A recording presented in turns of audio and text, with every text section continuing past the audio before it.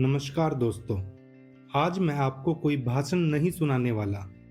आज मैं आपको एक आदमी की जिंदगी सुनाने वाला हूँ। ये कहानी है एक ऐसे इंसान की जिसे पता था कि शायद वो वापस ना आए, फिर भी उसने उड़ान भरी। जिसकी वीरता की गवाही पाकिस्तानी पायलट सलीम बेग ने भी दी। अगर दुश्मन भी तारीफ करने पर मजबूर हो जाए तो सोचिए वह बहादुर सैनिक कितनी वीरता से लड़ा होगा। आज हम बात करेंगे निर्मलजीत सिंह सेखों की। पंजाब के लुधियाना जिले में एक छोटा सा गांव इस्सेवाल, यहीं 17 जुलाई 1943 को एक साधारण से सिख परिवार में एक बच्चा पैदा हुआ। नाम रखा गया निर्मलजीत सिंह सेखों।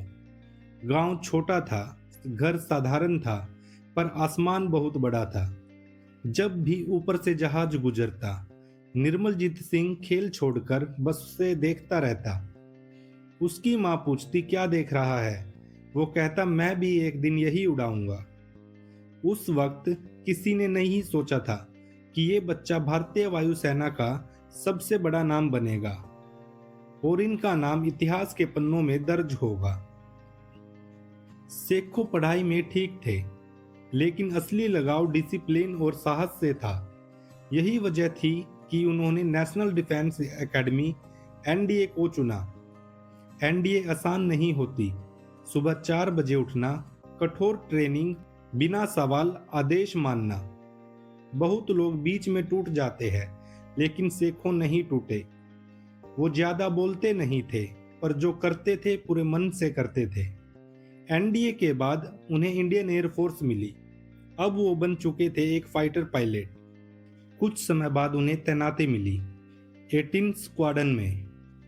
उनको एक फाल्कन नेट विमान मिला। जी नेट छोटा था पर बहुत तेज और खतरनाक। इस विमान के बारे में कहा जाता था गलती की कोई जगह नहीं।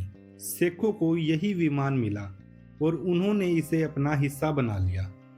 अब कहानी पहुंचती है 1971 में। भारत और पाकिस्तान के बीच पूरा युद्ध चल रहा था। पाकिस्तान जानता था अगर भारत की एयरफोर्स मजबूत रही तो कश्मीर हाथ से निकल जाएगा। इसलिए पाकिस्तान ने योजना बनाई भारतीय एयरबेस पर अचानक हमला करने की। उनका एक बड़ा निशाना था श्रीनगर एयरबेस। अगर ये नष्ट हो जाता तो कश्मीर में भारतीय सेना अंधी हो जाती। 14 दिसंबर 1971 सुबह का वक्त था। श्रीनगर एयरबेस पर हल्की ठंड और शांति थी। अचानक एयर रेड सायरन बजता है। रेडार ऑपरेटर चिल्लाता है enemy aircraft inbound, multiple contact. मतलब पाकिस्तान के 6 F-86 साइबर जेट सीधे एयरबेस की तरफ आ रहे थे। उस वक्त हालात बहुत खराब थे। एंटी एयरक्राफ्ट गन्स तैयार नहीं थी। ज्यादातर पायलट बाहर मिशन पर थे। रनवे खुला पड़ा था और पूरे एयरबेस पर सिर्फ एक फाइटर पायलट मौजूद था। वो थे फ्लाइंग ऑफिसर निर्मलजीत सिंह सेखों। एक सीनियर ऑफिसर ने कहा हालात बहुत खतरनाक है। सेखों कुछ सेकंड चुप रहे, फिर बोले अगर मैं नहीं लड़ा तो ये एयरबेस नहीं बच पाएगा। इतना कहकर वो रनवे की तरफ बढ़े। अब सोचिए, रनवे पर बम गिर रहे हैं, चारों तरफ धुआं है, गोलियां चल रही है। कोई भी समझदार इंसान यहीं रुक जाता, लेकिन सेखों अपने जीनेट के कॉकपिट में बैठे, इंजन स्टार्ट किया और सीधे मौत की तरफ उड़ गए। यह इंडियन एयरफोर्स के इतिहास का सबसे खतरनाक टेक ऑफ माना जाता है। अब आसमान में स्थिति साफ थी। एक तरफ सेखों अकेले और दूसरी तरफ पाकिस्तान के 6 साइबर जेट। सेखों ने सीधा हमला किया। पहले साइबर जेट को निशाना बनाया और उसे मार गिराया। दूसरे साइबर पर फायर किया, वो भी नियंत्रण खो बैठा। तीसरा साइबर जेट धुएं में लिपटा हुआ पीछे हटने लगा। पाकिस्तानी पायलट घबरा गए। उन्हें उम्मीद नहीं थी कि कोई अकेला पायलट इतनी हिम्मत कैसे करेगा, लेकिन दुश्मन ज्यादा थे। एक साइबर जेट पीछे से आया, सेखों के नेट को हिट किया। उनका विमान कश्मीर की पहाड़ियों में गिर गया। और शेखो वीर गति को प्राप्त हुए। अब सवाल उठता है, क्या शेखो हार गए?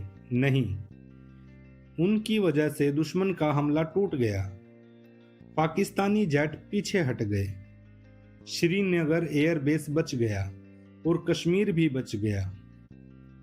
युद्ध के बाद पाकिस्तानी पायलट सलीम बेग ने भी माना, हमने एक असाधारण पायलट से मुकाबला किया।